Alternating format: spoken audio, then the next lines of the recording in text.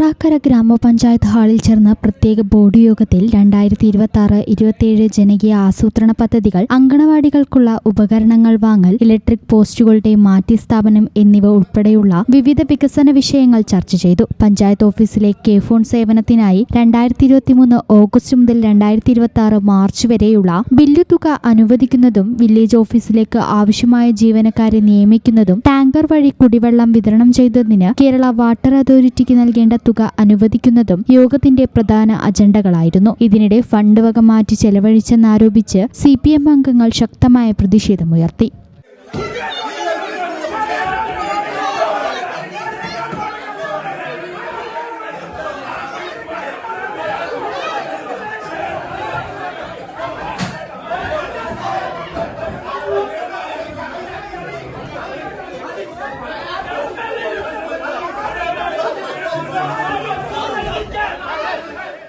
അതേസമയം 14-ാം വാർഡിലെ ചുള്ളിക്കാട് പൊതുകുളം നവീകരിക്കുന്നതിനായി ഫണ്ട് വകയിരുത്താനുള്ള തീരുമാനത്തിനെതിരെയും പ്രതിപക്ഷം ബഹളം വച്ചു. 2025-26 വർഷത്തെ CFSC പദ്ധതികളിൽ നിന്നുള്ള ഫണ്ടുകുള നവീകരണത്തിനായി മാറ്റണമെന്ന് വാർഡ് മെമ്പർ ഉമറലി കരേക്കാടിന്റെ കത്തിന്റെ അടിസ്ഥാനത്തിലുള്ള അജണ്ട ചർച്ച ചെയ്യുന്നതിനിടെയായിരുന്നു പ്രതിഷേധം. പ്രതിപക്ഷം വിയോജിപ്പ് രേഖപ്പെടുത്തിയെങ്കിലും ഭൂരിപക്ഷത്തിന്റെ പിന്തുണയോടെ പദ്ധതി നടപ്പാക്കാൻ ഭരണസമിതി തീരുമാനിച്ചു. മാറാക്കരയിലെ ചരിത്ര പ്രാധാന്യമുള്ള ചുള്ളിക്കാട് പൊതുകുളം നവീകരിക്കുന്നത് പഞ്ചായത്തിന്റെ ഉത്തരവാദിത്തമാണെന്നും ഭരണസമിതി വ്യക്തമാക്കി. പഞ്ചായത്ത് പ്രസിഡന്റ് OK സുബൈറിന്റെ അധ്യക്ഷതയിൽ ചേർന്ന യോഗത്തിൽ വൈസ് പ്രസിഡന്റ് ലത ടീച്ചർ, അംഗങ്ങളായ KP സിദ്ദിഖ്, മുഫീദ അൻവർ, ഉമറലി കരേക്കാട് എന്നിവർ യോഗത്തിൽ പങ്കെടുത്തു. പ്രധാന അജണ്ടകളിലെ ചർച്ചകൾ പൂർത്തിയാക്കിയ ശേഷമാണ് യോഗം അവസാനിപ്പിച്ചത്.